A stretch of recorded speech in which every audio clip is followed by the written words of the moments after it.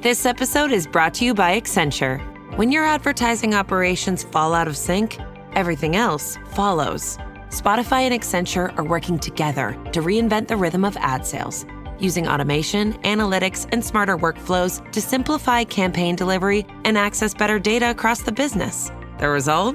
Less time spent on operations, more time connecting brands with the moments and fandoms that matter most. Learn more at accenture.com/Spotify. Here's your report. Oh, thanks, Jane. I wish I could hire someone just like you. Try LinkedIn Hiring Pro. It's more than a job board. It's like the recruiter you always wished you had. Hiring Pro uses real-time insights to match your role to LinkedIn's unique network of professionals and delivers a short list of best fit candidates. You'll spend less time sorting applicants and more time talking to the right people. Let's do it. You're irreplaceable, Jane, but another you would be great. Hire right the first time. Post your job for free on LinkedIn today at linkedin.com/quality. Welcome to Holocron History, Star Wars Canon versus Legends, where we take a deep dive into the Star Wars universe, such as characters, creatures, stories, and so much more. Hosted by Ben of Temeria and Kadojo.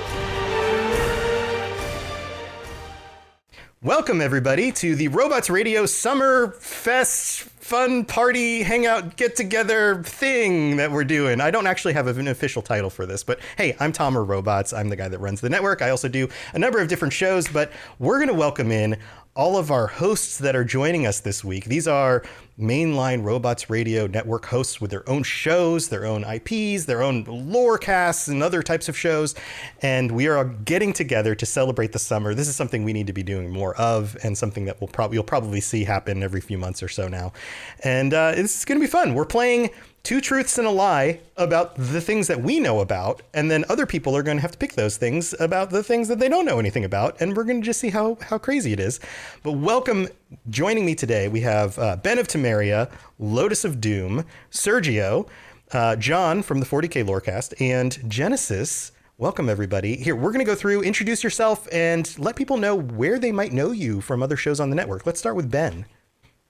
Yeah, so I am Brandon, or also known as Ben of Temeria. You can find me. I have plethora of shows, so that is Holocron History, Star Wars Canon vs. Legends, the Final Fantasy Lorecast, the Gundam Lorecast, the Wizarding War Lorecast, and the Witcher Lorecast. So many shows. So Ben had to prepare a bunch of questions about a bunch of shows. So as we go through this, other hosts, pay attention to what IPs there are, because you might want to pick out one of the ones you know the least about, and this will be interesting. Lotus, welcome. Yeah. Hi, Tom. I'm Lotus of Doom. You and I actually host the Elder Scrolls Lorecast, as well as I have a very narrow focus because my other show is also about the Elder Scrolls as well, and it's called Tales of Tamriel, and it's presented by the unofficial Elder Scrolls pages, which is the Wikipedia most of you probably know best. Yes, it's a great wiki. We reference it all the time. Also, Lotus, I guess this means that I can't pick yours. I mean, you could, but I feel like that's cheating. Darn it. Okay. All right. Well, I won't be picking that. Sergio, D&D Lorecast. Welcome. How's it going? Absolutely cheating, Tom. I feel like I need an of, suffix. Like there's Ben of Temeria, Lotus of Doom, Sergio. Like, oh, okay. Sergio of Dungeons. Sergio of the Forgotten Realms. I'm the Dungeons and Dragons Lorecast host. Took over from Tom back in like September of 2021, I think. It's been a while. Yeah, me and Stuart. On 4 years. Yeah. Lots of lore. Still so much. I tell the folks, I'm like, hey, if you have something you want to hear us talk about, let us know, because like we are not at, we have 50 years that we can cover, so we're not really hurting for lore.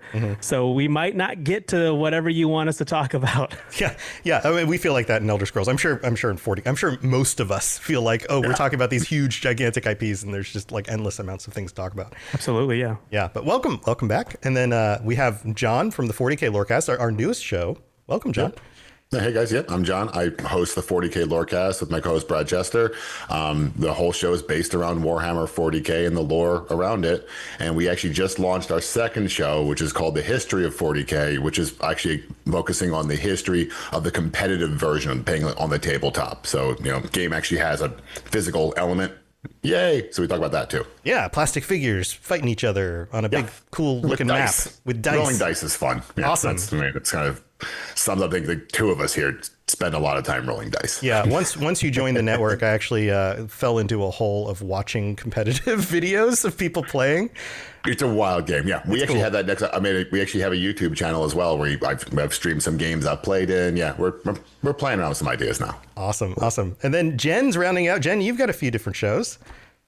I do. I have 3 shows. The Two Girls, One Ship podcast that focuses on video game romances, the Mass Effect Lorecast, all about Mass Effect, and the Cyberpunk Lorecast, which covers everything Cyberpunk, the tabletop, the TV series, and the video game. That's right. And you took my place in the Mass Effect Lorecast and in Cyberpunk.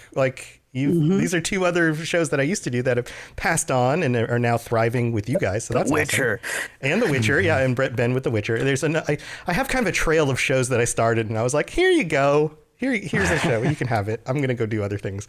And then that's part of why I ended up starting the Lord of the Rings Lorecast, was because I was able to hand off something in order to take on a new project. And I still do Elder Scrolls Lorecast with Lotus, and I also do the Fallout Lorecast. So if you guys want to pick one of those, you're welcome to pick one of those. I think it's fun that Jen's here with a bunch of dudes, and she does a romance show because I feel like that would be a good one for some questions. But here, let's kick this off. Ben of Temeria, or Brandon, I always just call you Ben because that's how I know you first. What IP among this mix do you know the least about? Oh God, that's going to be 40K. 40K. I absolutely know nothing. I have friends who know so much lore, and it just goes well over my head. I was like, I have no idea what you're talking about, but cool. I know what Tyranids are. That's about it. All right. No, I mean that's a step. I mean, it's like, believe me, if you and my wife, who has to deal with so what is it you're doing all the time and now as a podcast that everyone listens to? Yeah, just deal with it, honey. So it's kind of like, I love you to death, and thanks for putting up with us.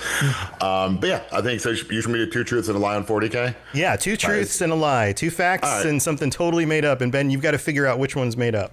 All right, so 40K was originally a role-playing game. Event Horizon is a 40K movie. And there's actually a setting in 40K that copies from Tolkien. Ooh. Oh, okay. Ooh. Oh, Ben, what do you think? Can you repeat those one more time for us so everybody at home? Oh, and if you're listening, obviously, this is a podcast, so you're listening. If you're listening at home or at work or in the car or whatever, and you want to play along with us and see if you can beat us at guessing these correctly, please do, because that's part of the fun. Yeah. So go ahead and repeat those one more time. 40K was originally a role-playing game. Event Horizon is a 40K movie, and 40K has a setting that's a direct copy from Tolkien. What do you think, Ben? You can talk this out loud if you want to kind of reason it out a little bit. I'm definitely leaning towards the Event Horizon, because knowing Games Workshop. No, I have not, so I have no idea. To back you up, Ben, I actually really like that movie. If that's somehow 40K related, that's going to blow my mind. That was another one of those movies I probably saw too young because it was very disturbing. Knowing Games Workshop definitely started as a role-playing game. That has to be a truth. And then knowing them, they are definitely ripping off Tolkien. It's actually not. It's the Event Horizon's a true one. The Tolkien, they ripped off Tolkien in fantasy. Horror. Oh, Warhammer not even ballpark like it was. But yeah, Event Horizon it's not official, obviously, but is a dead rip of Warhammer 40K. So it's really? So the whole thing where they're going through, like they fold a piece of paper in half and go through the rift, warp travel going through the 40K. warp. So it is. We reference it a lot as being like one of the best examples where people are like, well, how do I understand what is, because it's not really hell, but it's kind of hell in with the warp. I love just watch that movie, and it is like, even I know GW employees will tell you, oh yeah, it's we didn't get upset about it, but yeah, 100% a 40K movie. Perfect. Now I feel like I know a bunch about 40K. No, yeah, it's a really, because those are actually what make it. That's the stuff I love more, is when someone else kind of rips it off a little bit, just enough to not get sued, and you're like, see, there you go. Right, because the whole folding space, the whole going through the warp thing is like engaging with the dark gods and all of that. Yeah, it's the idea is that there's 2 universes, and you can kind of take a shortcut to the other side of yours by going through a terrible one. And if you don't have what we call Geller fields, which keep the demons out, they get in, and like that. It's funny because the whole scene where the guy's like holding his eyeballs and doing that thing in Event Horizon. You guys haven't seen the movie, by the way? Great film. Totally should watch really it. Good. You can see references to that in books that predated that movie coming out. Oh, it's so good. 40K. It's just, it is what it is. Like I said, That's so cool. Never heard, two craps. I had never heard that before, that the connection between the two. And I actually just watched Event Horizon for the first time somewhat recently in the past couple of years. So when you said that, I was immediately like, that's a lie. Wait a minute. Let me think about it. Actually, that could be true. It's because people don't reference it because they think of Warhammer 40K as being like this like combat game, which it is. It is at its core, it's combat, but the lore has really evolved massively over the years. And this was a lot of the stuff. These guys were good writers. There was a lot of stuff that was stolen, but like I always tease people, when someone steals from Tolkien, it's like, so the best fantasy ever written in history, you stole an idea from. Yeah. I'm okay with that. Right. That's like we're founding a new nation. Sources. We're going to pull from the Constitution for our laws. Exactly. Probably a good idea. Candidly, I mean, D&D Lorecast. Yeah, people steal from D&D. Why? Because it got popular for a reason. I mean, like I still have I can walk out of this room and go grab a D&D books that are in the other room, like from 1989. Like I still have those in my house. Yeah. And D&D stole from Tolkien as well. So I mean, it's all. Yeah, it also recycling ideas. One very creative person was like, I have an idea, and everyone went, I'm not that creative, so I'm just gonna steal. I'm gonna take. Awesome. Well, let's move on. Lotus, it is your turn. What don't you know much about? So since we did 40K to start with, which is going to be my first one, the next one I actually want to do, because there's a couple games in the series that I've liked, but I feel like I'm largely devoid of anything. Any type of knowledge going on. I'm going to go with Ben because I'm curious about Final Fantasy. Ooh, Final Fantasy. Okay, now I need to pull up my giant list I have. Let's see. Final Fantasy. Man, there's so much you can draw from because there's just so many games. That's just it. And I've played some of them, like the old ones with the sprites. But like, I really can't even... Other than I really liked 6 and 9, I don't really have a lot of. Do you remember a character named Sid? There's a lot, I think. Yeah, there are a lot of Sids. Yes. Ben, are you ready? Here, we'll go with this one. Final Fantasy was created by Hironobu Sakaguchi. He initially intended it to be his last game before leaving the industry if it failed. The first game was released in 1987 on the NES, and Final Fantasy was always meant to have a sequel. All right, so read those again while Lotus is thinking this through. So Final Fantasy was created by Hironobu Sakaguchi, and it was meant to be his last game. The first game was released in 1987 on the NES, and then Final Fantasy was always meant to have a sequel. I like how the first and third one contradict each other, just so that... I also like how the last one contradicts the name of the game. Well, and that's why I was like, I feel like it's got to have been... I think it's the third one, because even though I could not guarantee the director, I think that was supposed to be the thing to it, is it was like supposed to be the dude's swan song if it failed. I'm pretty sure I've heard that. So I'm going to say it's 3. It wasn't meant to have a sequel. Correct, because so Final Fantasy was literally Square's. It wasn't Square Enix at the time. It was just Square, and it was their last game because the company was about to go bankrupt. Like it was like they were pushing this game out. They made a bunch of crappy games. We're going to have it called Final Fantasy because it's probably going to be our last game forever. They release it. It blew up. And it was like second after now we like have Dragon a giant series Quest, that right? saved the entire company. Gotcha. Which then also led into having Dragon Quest and all the other RPGs. The Morrowind of Final Fantasy. Got it. Yeah, pretty much. Very cool. Very cool. Cool. All right. Now you know more about Final Fantasy. I do. Yeah. You went back to old stuff too. That's fun. That was what was screwing me. There's so much to pull from this. Well, at first I'm like, if you're doing something with like it's not the director's name. I was like, I've heard that name before, but watch it, just like, oh no, that was the composer or something like that. Right. Like, yeah, Like, great, it's cool. somehow related, Yeah. but not the director. I mean, Exactly. That'd be a little clever that'd be a little Tom turn up. question. That's the stuff. Okay, when we do the stuff like this in our patron like quiz games or whatever, that's the stuff That's everyone exactly always. what Tom pulls Everyone on us. always, everyone always says, "Oh, you're going to do that," and I never do, and they still blame me because I'm clever, but they don't figure out how I'm clever, so they have to It's tell me I'm fun clever in to a dumb blame you. way. Yeah, that too. All right, Sergio, what don't you know much about? Which of these? I know everything. So unfortunately, this is going to be no fun. No, I want to see what Genesis has for us in terms of Mass Effect. Ooh. Because All right. Mass Effect is a series of games that I've started. I've played maybe 3 hours into the first one, despite everyone telling me, knowing who I am and knowing what I like, being the host of a Dungeons and Dragons lorecast, like, you would love these games. You would love these games because not only do the decisions you make in the game affect the outcome, the decisions you make in the game affect the next game. And so Yeah. I was like, sounds awesome. Sounds incredible.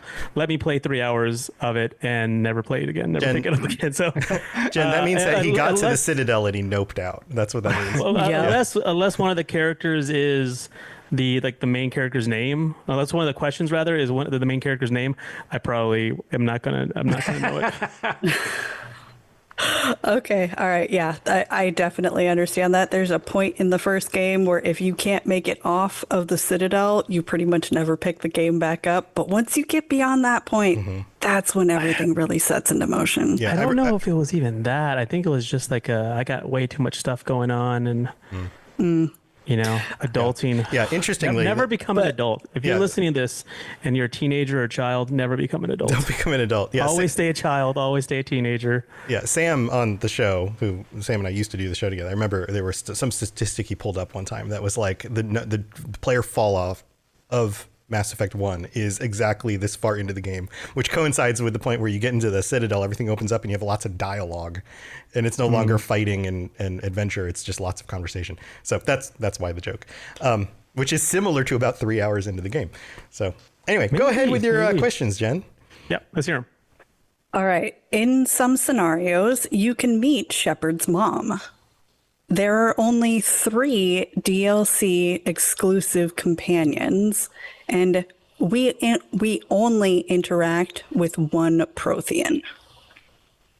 Do you need any clarity on any of those terms or names? No, I'm just gonna freestyle this one. We can meet Shepard's mom. There are only 3 DLC companions, and we only interact with one Prothean. I'm gonna say the third one is the lie. I think this is like Battlestar Galactica, where like everyone's a Prothean, you don't even realize it. Is that right? I don't know. I have no idea. I actually think it's the second one. Are there 3 DLC companions? Why do I feel like there aren't that many? I know it, and I don't know if I should say it. Go ahead and chime in. We're discussing the question. The second one, because John, what do you think? I'm actually more annoyed 'cause I've played this game so much, and I'm like, I should know all this. And immediately went, I don't know any of this. Oh, God. It's just an What? You have immediate no panic. excuse. Like, that played the ego game. check was a solid punch to the gut. I'm like, oh. Yeah, no. I actually have all of the achievements in all 3 of these games. Yeah, So I don't know these. I'm like, 100% well, this in is 3. Yeah, I'm 1, 2, and guessing, 3. That's which why is this is kinda bothering sad. me. I like this could be like I thought I remember Shepard's mom. Like I couldn't remember that being. It could be one of those weird things like the Shazam thing, where I'm convinced that what's his name played Shazam Shaquille and O'Neal. never did. He was a genie named Kazam. But I was convinced he did. It's the DLC is the one that I'm just kind of sticking on because I'm like, I could have sworn the fans liked them because they didn't DLC a bunch of crap on you, and that's why I think that there's not that much DLC. I remember 2 had the only guy one. out the gate during the period of time where everything was like, how do we make people buy games new? So we had those oh, by the way, you get a code to prove you got the game new. And I remember what the guy looks like. I do not remember his name. Right. That's and why I remember actually, using him in the party. I was like, oh, this character's pretty cool. But I didn't think there were more than that. I don't there was remember like a dude. and then he came back in 3. So yeah, I just don't think there's. That's my guess. I think it's 2 because I don't think there's actually even that many. It's also tricky because there's the remastered edition of all 3 games that came out a few years ago, and some people's experience of playing the games was either way after the DLC already dropped or the remastered edition. In which case, and this is my thing, is that like I noped out of 3 until the remastered edition came out, but now all the stuff that was DLC for 3 is just a big blob in my brain because my brain's like, oh, that's part of the main game, and it's like, no, it's not. That was a DLC. Yeah. So okay, Jen, you want to reveal? Okay, so Sergio was right. Let's go. We interact with a couple different Protheans. Only one of them is actually like a real Prothean. The other ones are VIs or AIs throughout the game. Okay. Holograms. So we do interact with more than one. And there's more than one in that cutscene where you're interacting, where you're seeing Javik's memory. Javik is a Prothean who we also is one of the 3 DLC exclusive companions. Oh. Kasumi and Zaid are the other ones for Mass Effect 2. They were DLCs only. And then the scenarios. Zaid was the one I remembered. That's the thing. It's that's the one. He's the. I totally forgot Kasumi was actually DLC. Like I was like, oh yeah, no, she's part of the game. Justice for Kasumi. And the scenario in which you can meet Shepard's mom, you only get to talk to her over the phone. You never see her. Her name is Hannah, and it has to be with what you picked in Mass Effect 1 as your origin story in order for her to show up in Mass Effect 3. Oh, that's why. Man. Okay, I thought that was the lie because I never was like, I don't. There's no way his mom's there. I always choose war heroes, so all my team I have is dead. Yeah, when you do the remaster, you could go to that web page and adjust all your background. I think was it the remaster? Or was it the I can't maybe. That's cool. They did that with Dragon Age. You could in one of the adjust sequels. your background if you didn't want to play through all 3 of them. You could actually select all your choices, which was nice. Because they actually discontinued that when Legendary Edition came out. Yeah, that was early on. That was like a Dragon Age and then Mass Effect sequel thing, and then it was a great idea because the first Mass Effect, great game, but the landing and having to drive my cart around for a while to find stuff was not cool. Yes, yeah, that part they improved in the remastered. So. Still mad about that one. Yeah. All right, Sergio got that one. Congratulations. All right, John, what do you not know? I'm actually going to go to Sergio only because I have not played D&D since 3rd edition.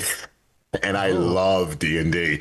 I've just been, time is a thing. So this will be fun for me unless you ask actual original D&D questions, in which case I might get them right. Time is a thing. That's true. All right. Well, since you are a Grenier, a Grognard, we'll go with some older questions. Or some older facts. The first is the traditional high fantasy setting of Dragonlance and the gothic horror setting of Ravenloft share a creator. So you've got very traditional elves are good, dwarves are grumpy, goblins are bad. Very traditional Tolkien-esque setting, and then this very like dark, brooding, emo, vampire setting, actually created by the same person. The Dark Sun campaign setting is named as such because it is that of a world whose sun has gone dark and plunged everything into a freezing wasteland. And arguably the most well-known D&D campaign setting, the Forgotten Realms, actually precedes Dungeons & Dragons by several years. Oof. All right. Do you want to repeat those? You can give them time to think about it. Yeah, absolutely. Yeah. So the traditional high fantasy setting of Dragonlance and the gothic horror setting of Ravenloft share a creator. The Dark Sun campaign setting is named as such because it is that of a world whose sun has gone dark and plunged everything into a freezing wasteland.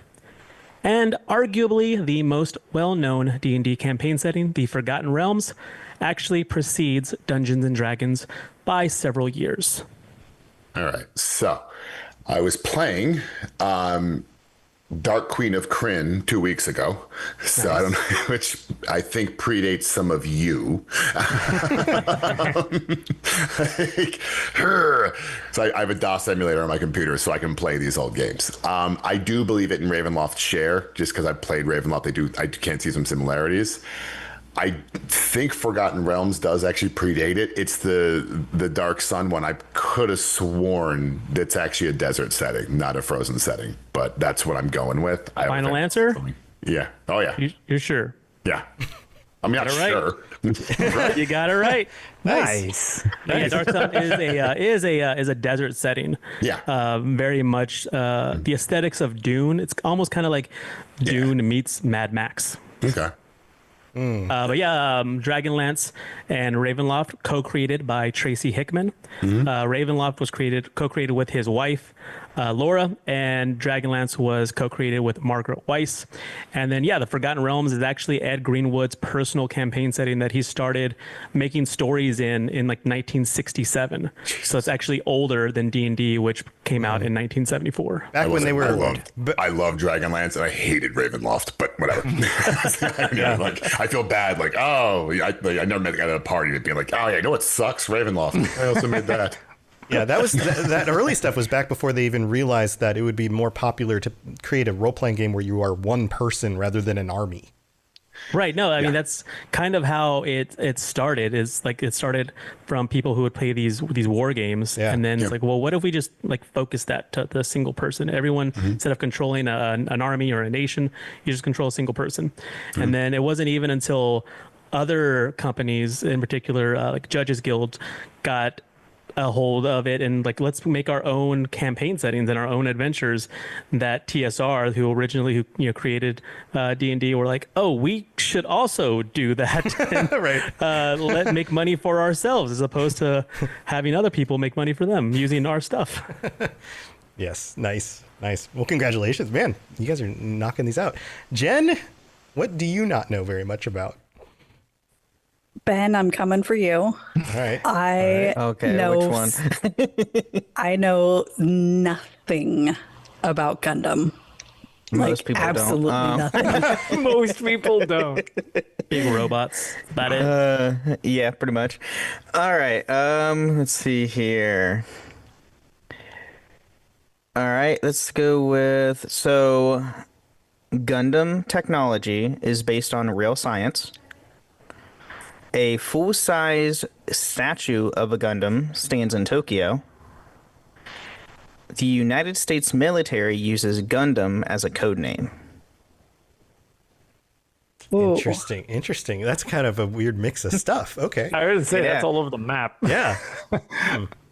I like it though. I'm gonna say there's probably the statue.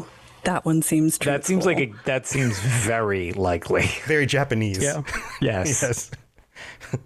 But does the military use Gundam as a code word? And is it based on real science? I'm gonna go with the military code word. As the lie? As the lie. That would be what I would pick too, because I feel like this is a thing that's like people are like, just because it doesn't work, it's probably founded in something that's real, but like we don't have giant mech robots. Okay. I don't think. See, I think the science one is. Yeah, I feel like the science one is vague enough that it could be true or false, depending on how you frame it. Yeah, because I don't think it's a very magical thing, right? It is very based in like mechanics, and it could be. Yeah, but like to say one thing like, oh, the engineering of a Gundam is based on like real tests they did with like the turning a robot into a jet that can fly or a drone. Like, okay, maybe, but this was like the 80s, so probably not, but maybe like really early versions of that. But then there's other stuff in the lore, and I'm not super versed on Gundam, about like being in space that may have other things that are just totally not science-based. But if that's the case, why no Gundam? Why no Gundam? Like, why are we living in a world with no Gundam? Because drones are more efficient, and so you don't need them to transform or have a pilot. I mean, people put a lot of thought into time travel, but also no time travel. That's true. I just feel like we're not there yet. But if it's based on real science, then Well, you can base something. My thought is you can base something on it and still not actually have it work. yeah, okay. Yeah, I mean, That's you can sort of my base thought. a lot of things. Like, based on a true story is a Right, loose that- definition of a true story. Right. The Texas Based Chainsaw is Massacre doing is some heavy based on lifting. Ed Gein. Sure. I mean, Okay. Technically, Harry Potter is based on a true story because there was a kid who's an orphan and his database didn't like him very much. And he went to school. You know what I mean? Like, based on a true story. You're right, but that was my theory to it. But now I'm Vanna like very Tamari's curious. furiously writing down another fact for Harry Potter for Wizarding I know, right? World. That one comes up. All right, Ben, what's the truth and what's the So, lie? Jen, you are right. The U.S. military doesn't use the codename Gundam. The Japanese Defense Force does. Of course they do. Of course they do. And Gundam technology is based on real science. I mean, if you haven't seen, it was back in 2020 up to 2023. There was an actual moving, legitimate, like full-size Gundam that actually moved. Like they even showed it in I can't remember which bay. One of the bays they have in Japan. They actually had a physical moving Gundam. Fun fact: Gundam also gets a Japanese Defense Force like earnings every year. They get 1% of the government earnings to do technology research. So fun fact for that. Of course they do. And yes, there is a full size Gundam statue in Tokyo. There's actual multiple Gundam statues. There are 2 in Japan and actually 1 in Shanghai. Wow. All right. Good job, Jen. Sunrise is pretty adamant of trying to get a Gundam in most like large countries. I wouldn't be surprised they would try here, but we would deface it, so probably not. Americans would be like, what the crap is this? We would ruin it. Yay, for sure. America. Okay, I guess it's my turn. I'm going to go with Jen's romance question because I'm very curious about what this is. It could span multiple IPs, and it is definitely not something that I seek out, like Date Anything, which I noticed you were playing the other day because it said it on Discord. And I had pulled it up recently, and Man, it was it's just on like, brand for sure. my wife and I Not were gonna looking lie, through, that like, game's interesting. Yeah, my And wife it's, and like, pounded by like 70 plus voice actors. It's great. Yeah, no, it seems hilarious and kind of, genius in a way. But yeah, my wife and I were thumbing through the like, oh, what's on Game Pass lately? And I think it was one of the new ones on Game Pass. And they were like, what's this? Oh, okay. Anyway, what's your questions? Okay, since you brought up Date Everything, I actually have my girls' questions are either BG3, Date Everything, or Dragon Age. So I'm going to give you the Date Everything. That's the one I know the least amount about. So yeah, that makes sense. Okay. 102 fully voiced dateable options if you buy the DLC. The Door is not one of them, but the concept of existential dread is. Which one of those is the lie? Okay, wait, so was that 3 things? That was 3 things. So, okay, So I think the first- the word but kind of made it confusing. Okay, and so the making butt it is into the third 3. one. Okay, so repeat them? yeah. Yeah. Got it. So yeah, repeat it from the beginning so everyone's got them. There are 102 fully voiced dateable options if you're including the DLC. The Door is not one of them.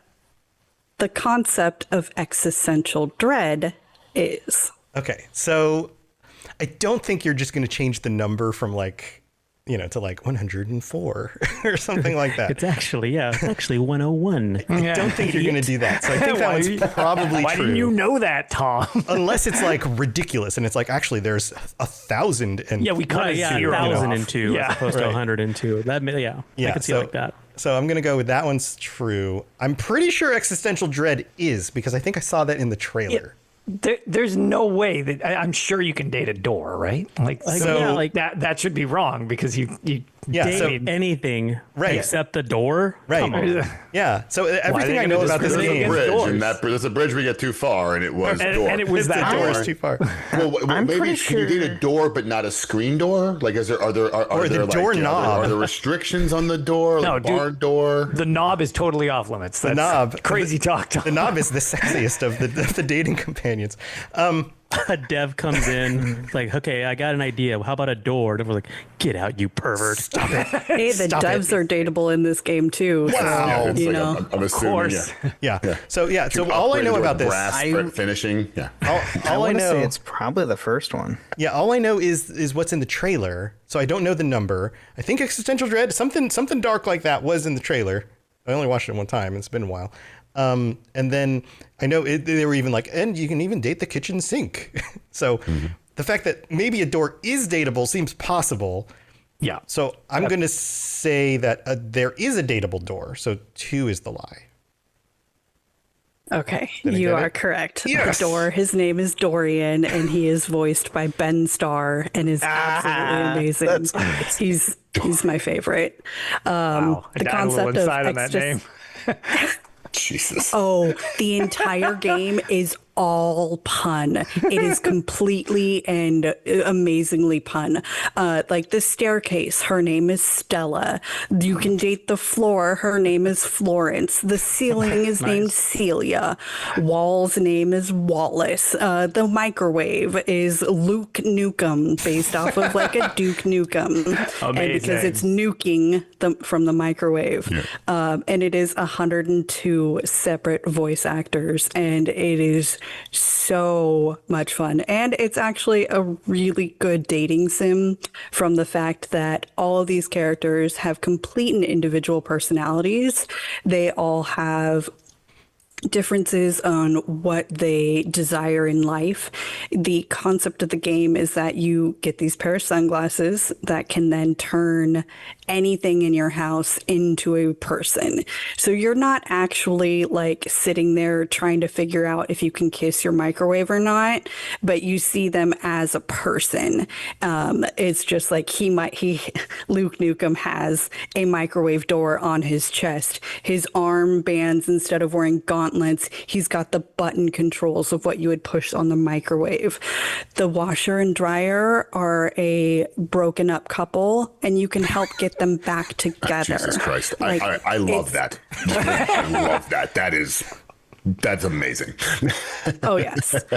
Washford and Drysdale have a very complicated history. Oh, wow. There it is. Good. Wow. Drysdale is voiced by Neil Newbon, who is the voice of Astarion in BG3. The entire cast of Critical Role is on there.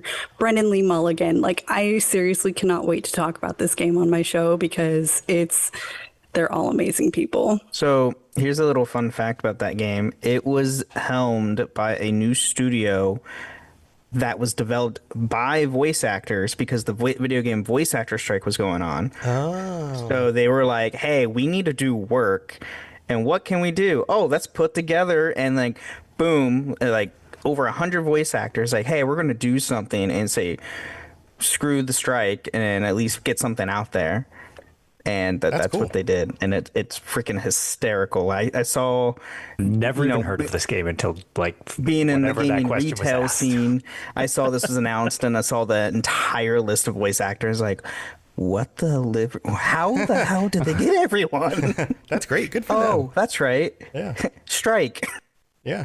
Oh, very cool. Very cool. Good question, Jen.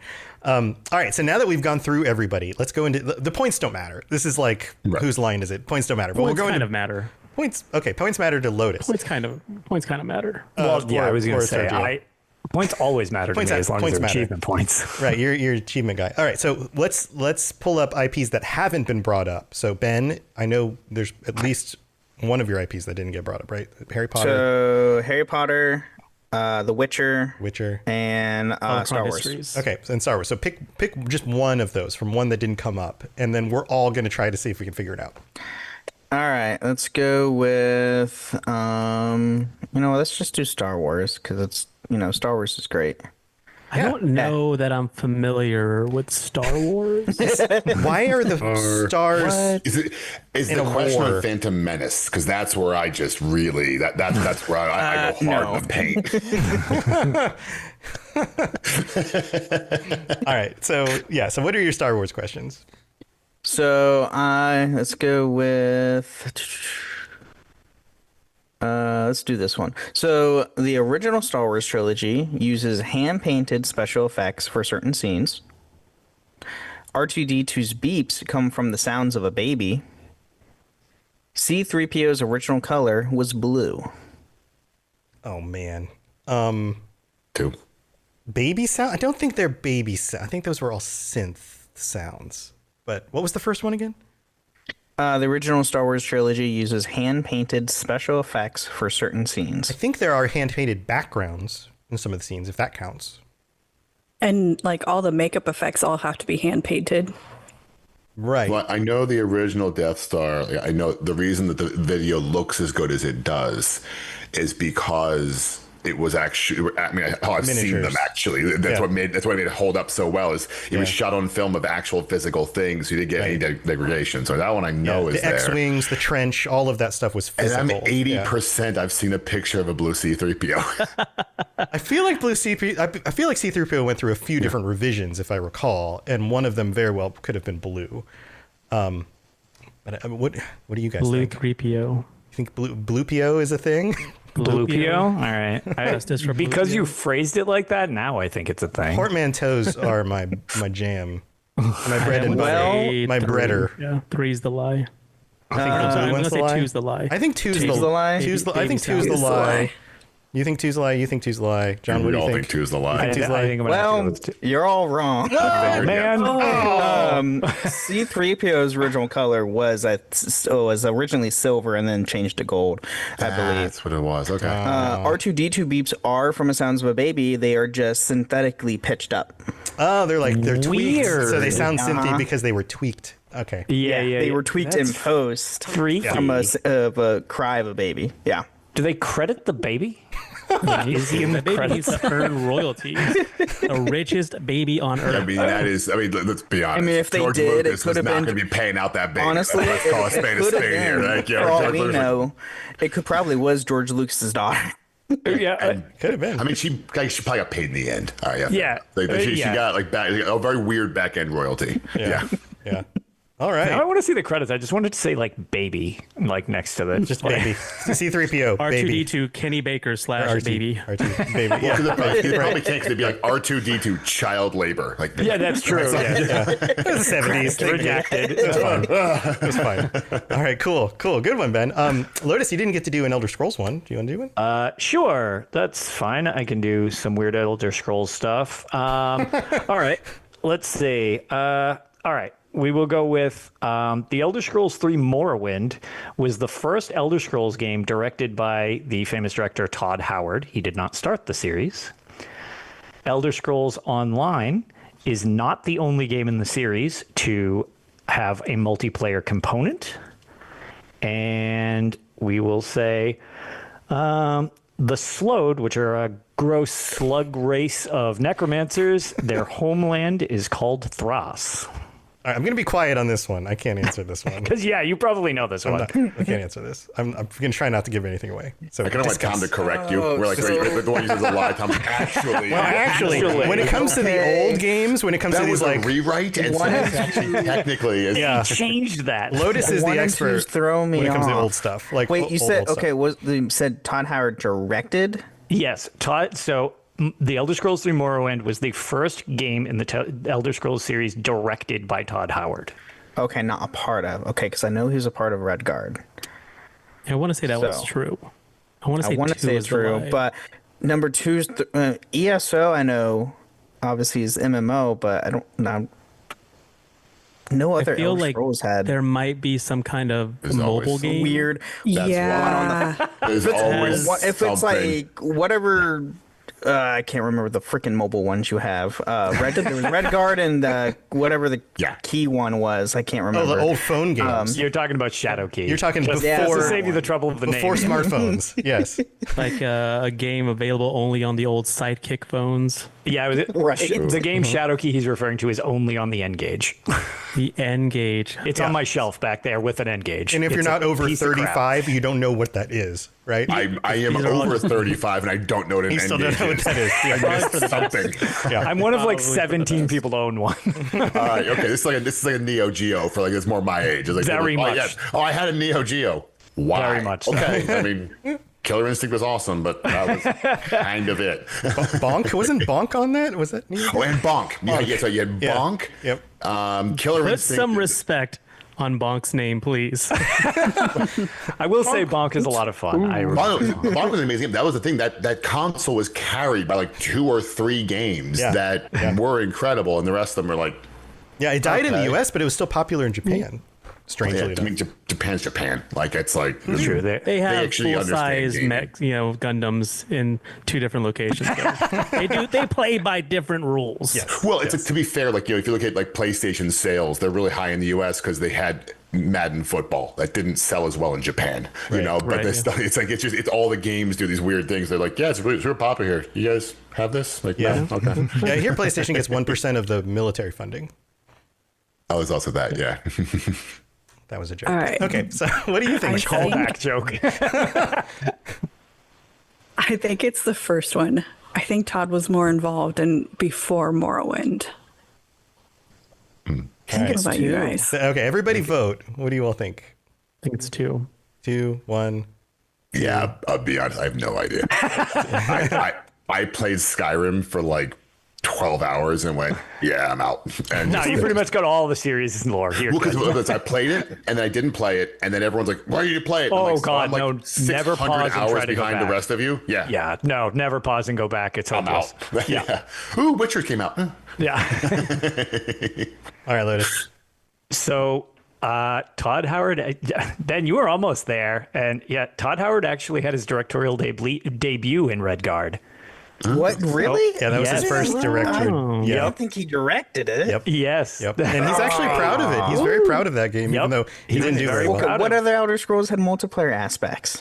So, not including the new ones. Are you talking about this So, there's stupid mobile game, I bet you. Battle Spire has an 8-player deathmatch and capture the flag. It runs like total trash. This is like 98? Yeah. Shadow Key, if you link 2 N gauges together, you can play physically. co-op. You son of a... I'm Googling an N-Gage, by the way, while you're actually doing You this. link 2 of the 17 N gauges that were sold together. Including me and TES Benefactor trying to coordinate this to make it run at one of the ESO events. And it is just, you need cords for it's just a nightmare factory. And then, the Thras is the homeworld of the Slodes. But you were almost there. And I was going to say, we had one correct answer. Well, you knew that too, right, Tom? Yeah. Oh, yeah. Yeah, those are good ones, though, because they're weird. They're weird. I tried to go as weird as possible with, Real weird with it. Yep. All right. Not to derail us, but I'm looking up an N-Gage right now, and they're claiming they sold 3 million of them, and I'm looking at it, and I'm going, "There's no way they sold that. Manufactured, yes. Yeah, that sounds sold. right. No, certainly not. It also they count whenever the company that was it Nokia. Yes, correct. Yeah. It's a When Nokia N-Gage, and now when Microsoft they owns sold them. like so the parts for scrap.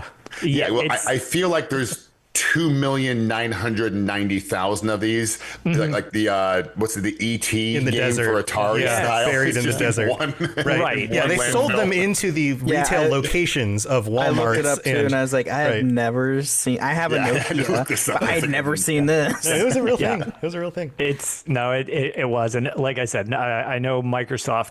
I mean, other than owning Bethesda, they kind of like bought the whole Nokia thing a while back, and it made trying to stream it real problematic because they're like, well, there should be no way you can play this without literally running an HDMI cable out of this thing that's not HDMI compatible. It's like, no, it's totally streamable.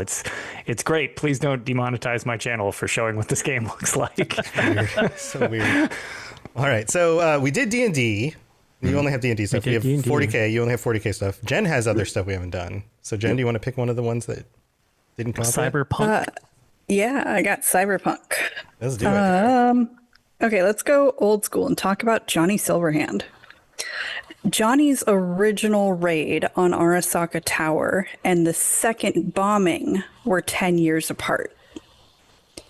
In the TTRPG, Johnny is actually classified as a solo. And in life, Johnny owned a Porsche 911. So solo is a character class, like right. warrior As or opposed mage. to a rocker boy.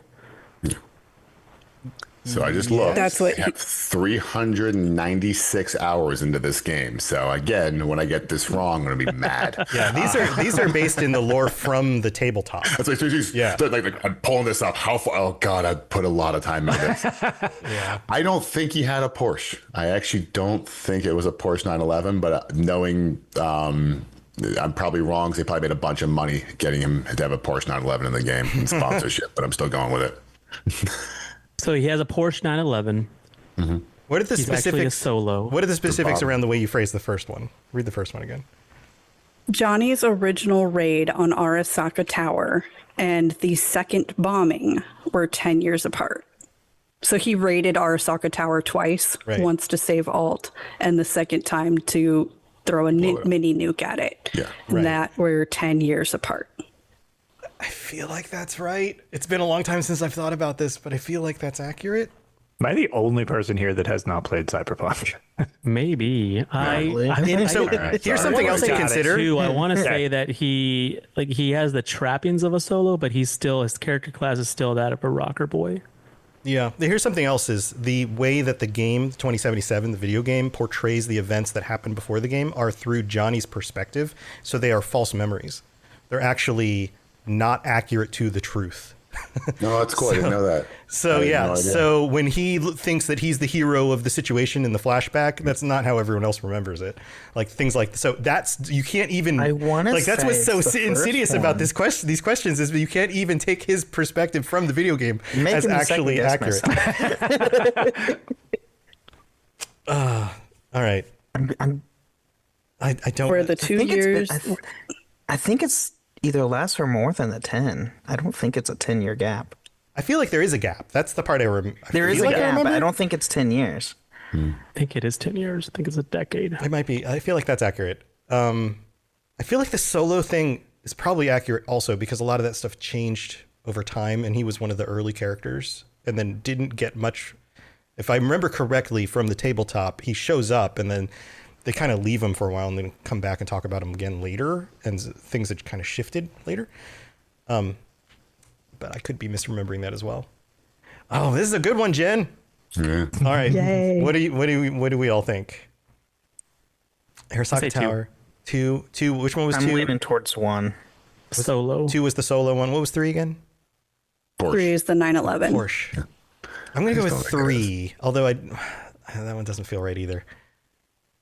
I'm going to say 3 just because I remember just since I have no basis from the game, I just feel like I would have seen a lot more commercials talking about Porsche. So that's really the only like I saw so much branding for that game, and I'm like, I really don't. I'm remember sure Porsche it's a being car brand. brand. My thought is it's not a Porsche. That's really all so I'm at. It's that's like, really. I'm just like I feel like I would remember being like, all right, if I see another Porsche advertisement about Cyberpunk, I'm gonna lose it, and I don't get that feeling, so I'm gonna go with that. My thought process is actually more if you're going to target the video game market, don't target them with something that starts at $160,000. Yeah, aim low because they just spent all their money on your electronic crap. Yeah, it just feels like I mean 3070 processors were expensive. That's what I had. How about to a have to run this VW damn Golf, game, everybody? So, you know. How about a 1994 Ford Fiesta? Yeah, exactly.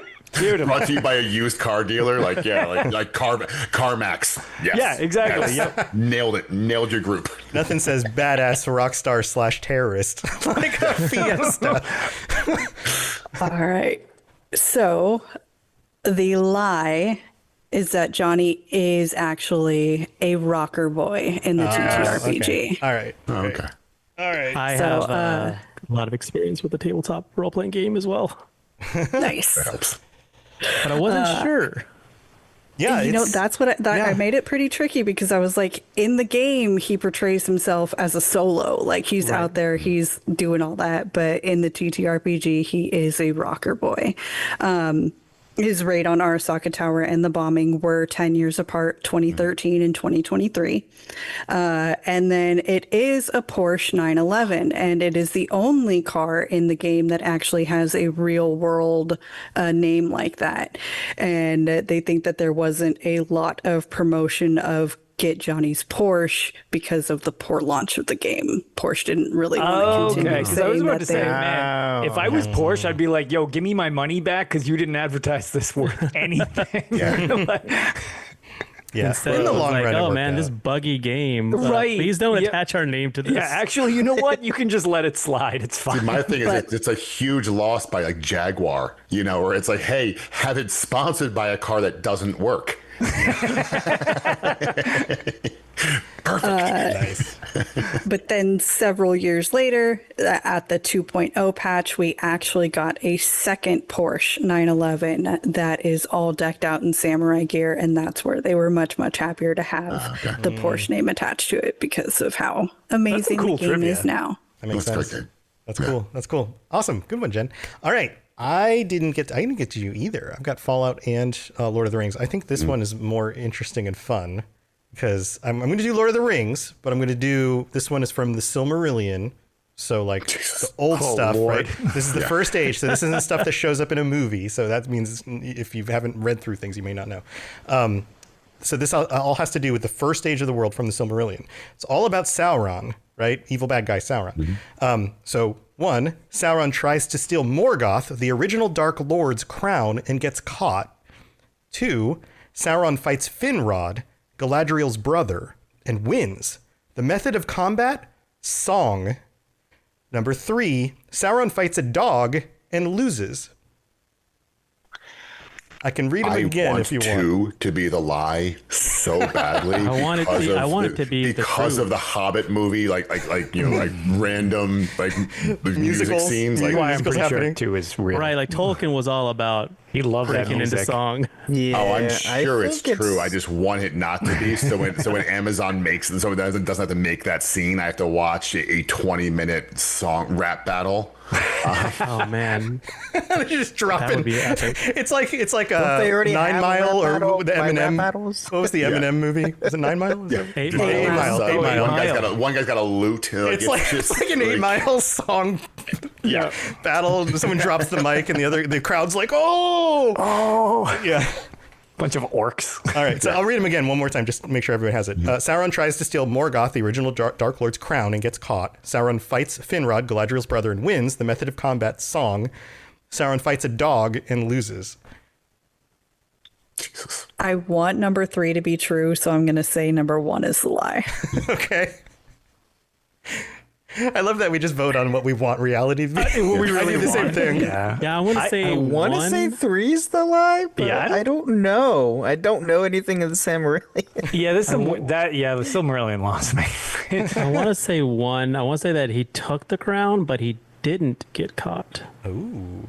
Because All right. Tom is a clever little turnip. Yeah, exactly. Turns out he loses to a cat or something like Yeah. that. It's like, oh. It's a hamster. It's the most evil hamster in the whole world. Boo from D&D. All right, so who's going with what? What are you guys picking? So Sergio, you said 1. Yep. You're picking 1. I'm staying on 2 in principle. 2. Jen's on going with 1. 3. 1. Lotus is I'm 3. going through there as well. Oh, wow. 3. Okay, so you guys are all spread out. Okay, so let's go backwards. Sauron fights a dog and loses. It's true. The dog's name was Huon, and Huon was... Good boy. Well, so you know how Gandalf's like a Maiar and Sauron is a Maiar? They're like these angelic beings that have been embodied. Well, there's a Maiar that was embodied in a dog named Huon, and Huon shows up to save characters in one of the stories, Baron and Luthien, and he's like the best That dog makes sense, ever. actually, yeah. And there's a that feels like standoff on a Tolkien-esque. bridge where Sauron sends in werewolves, which was going to be one of my other questions. Is like werewolves are in the series, vampires are in the series. So he's known as the Lord of Werewolves at the time, and even turns himself into a werewolf, ends up in a fight with Huon and loses. So that happens. Sauron fights Finrod, Galadriel's brother, and wins. All of this is also true. The method of combat, song, also true. They sing at each other. And Finrod's like, oh yeah, you're evil because of this and this and this. And Sauron's like, oh yeah, well what about the kinslaying, huh? And Finrod's like, oh, you got me. Heck yeah, song fight. Yeah, song fight. And Sauron wins the song fight. So which means number 1 is the lie, tries to steal Morgoth's crown and gets caught. There's nothing about him trying to steal a crown or anything. That doesn't even happen. Cool. All right. Well, I mean, if you want to see epic rap battles, did a Voldemort versus Sauron Yeah. on YouTube. Yeah. If Classic. anybody wants to know. Classic. Awesome. All right. Well, we've gone through everybody. We've done the bonus. I haven't been keeping track of score, but I'm just going to say Ben wins. Congratulations. Good job, Ben. Damn, nice. You did it. Because I have the most shows, apparently. You win. You win the game, Ben. Does anybody else have one that was just like absolutely crazy that you just absolutely wanted to share? And you're just like, oh, this one's so good. I'm trying to see here. I've got a Bilbo one. You want a Bilbo one? Since you guys know who Bilbo is.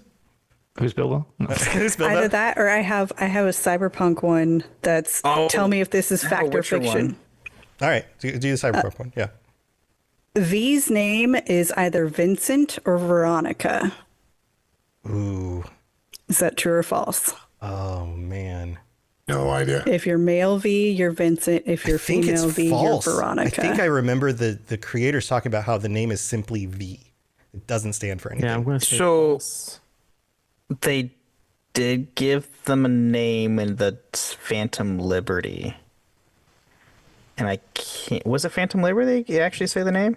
Not that I know. And I can't remember which one was which. It's V, but spelled like VEE. No, it's a full name. It's like Mike TV from... Never mind. Willy Wonka. I got you on that one. Sorry. So what's the truth? It is a lie. It's either Vincent or Victoria. Oh, so they did have a name. Different names. Oh, Okay. I was wrong. Actually, And I they were misremembered there that. from base game. You Were they? find them out pretty early. Oh, no, it's Johnny who says it. That's what that was added in the DLC. That's what it was. There's actually one I do enjoy giving people too is StarCraft. Did games who passed on the deal? Was it Games Workshop or Blizzard that passed on the working with the other one? It was Games Workshop. Yeah. Because Blizzard was like, this would be a great idea. And they were like, yeah, no thanks. Yeah, Games Workshop passed on that because they said, we don't see how a video game would ever be that successful. And we figured it would just bring down our brand. Oh my God. And now they're just open to anybody making games with their stuff at all. It's like completely the opposite. They basically signed away all the rights in doing that. Oh, I have a good... Here's a good I'd one. much rather nothing. All right. Tom might know this one. I don't know. Andrei Sapkowski signed off with the Witcher games and royalties. Is it true or false? Please be false. Jen probably knows this one, I too, actually know this one. Okay. He's the I'm writer, sure it's in case true you because it weren't just aware. sounds tragic. So heartbreaking. So it's false. He gave the game rights to CDPR for equivalent to $10,000 at the time of before Witcher 1. And then, the blew up of the Witcher games, they re-signed a deal back in 2021 or 2022 to get royalties, and CDPR backpaid him all the royalties he would have gotten from the game. Yeah, no, they backpaid him and this is your world. Like, here you go. It was funny for them.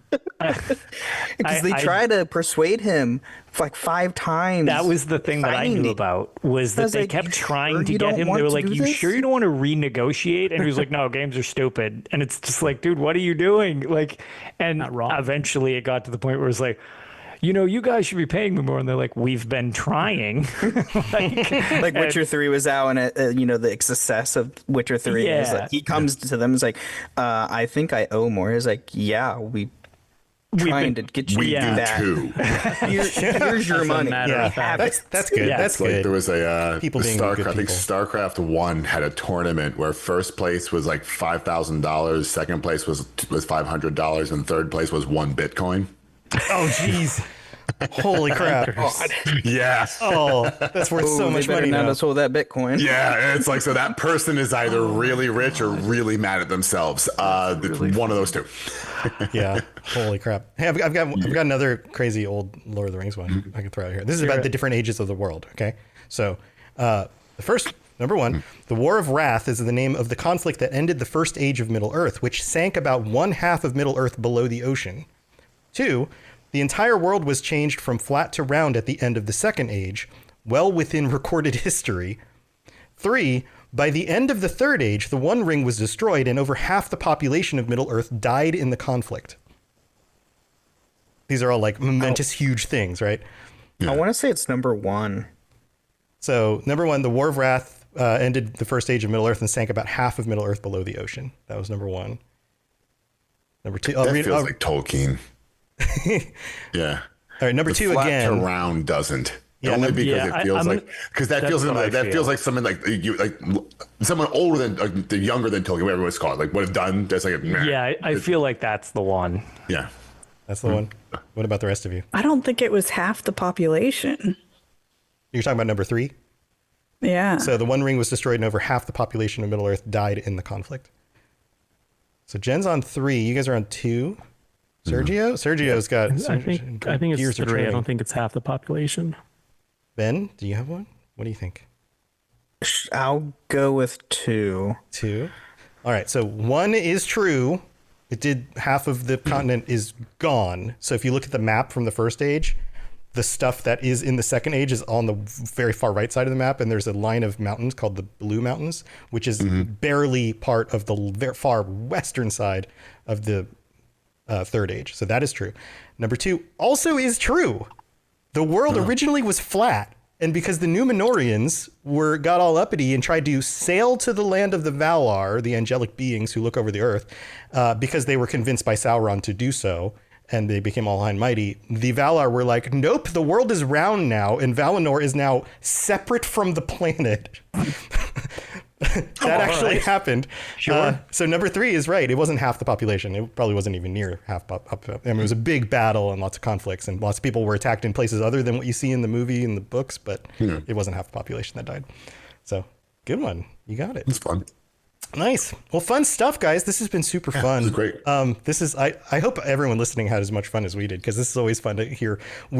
That's part of the fun of the lore, right? Is like the weird and wacky stuff that you're like, wait, that's a thing? And then there's some justification that makes it feel like, okay, no, that is a thing. Okay, that's cool. So very, very cool stuff. Let's go back through, and you guys can share again who you are and what shows you have. So if people want to check out your stuff, they can do so. Ben? Yeah, so again, I am Brandon, or also known as Ben of Temeria. I host the Holocron History, Star Wars Canon vs. Legends, the Final Fantasy Lorecast, the Gundam Lorecast, the Wizarding World Lorecast, and the Witcher Lorecast. Awesome. Congratulations again on winning. Yeah, good job. Good job. Good job, Ben. Sheer force. Lotus. I'm Lotus of Doom. You can find me on the Elder Scrolls Lorecast with Tom, or our other show, which is Tales of Tamriel, which, again, same topic of Elder Scrolls, except it's more news-based, and we kind of discuss all of the games in kind of a roundtable format. It's not so much about teaching you anything, as we try to do in Lorecast. It's more about just discussing the games, weird parts of the games, just community interaction and all that stuff. So, yeah, if Elder Scrolls is your thing, you're welcome to check out any of our stuff. Awesome. Sergio? Dungeons and Dragons Lorecast. Every week we're dropping some D&D lore. Also, the co-host of the upcoming 616 Files, where myself and the host Sean Hamill, author of A Cosmology of Monsters, The Dissonance, the upcoming alien novel Perfect Organisms, will be diving into the history of the Marvel Comics universe. Very cool. Exciting stuff. Wow, John, you like stuff with lots of information. Wow. I don't want to have to dig for lore. I just want it available to me. I like the idea that, like, well, what if I'm a Highlander and therefore I have to keep doing these casts for the rest of my life? I don't know. I haven't died yet, yes. So I'm not sure that I can. you just want to hit the random button. I host the 40K Lorecast and the history of 40K on Warhammer. I only have 2. Feel lame. Hey, no, that's awesome. That's cool stuff. I was making a joke while you were talking. His name's John, if everyone heard. I was gonna say, Serge just wants to hit the random button on like a wiki page and be like, oh, that's a good topic. And as long that's what we do at the end of the Elder Scrolls Lorecast. Is at the end of the show, I go, okay, let's hit the random button on the wiki and see what we get. Oh, this piece of paper on this location in this game. Yeah, they get real weird. It's real weird, but it's always fun. John, thank you for joining us, and yeah, definitely go check out the 40K stuff that he's doing. Jen, thanks for being here. Thank you. Yes, I am Genesis, and I have 3 separate shows. The Two Girls, One Ship podcast, where we analyze, rate, and review all that the world of video game romances has to offer. The Cyberpunk Lorecast, where we explore the foundations of the past, the state of Night City today, and the news of the future for all things cyberpunk. And the Mass Effect Lorecast, where we explore everything under the stars in the Mass Effect universe.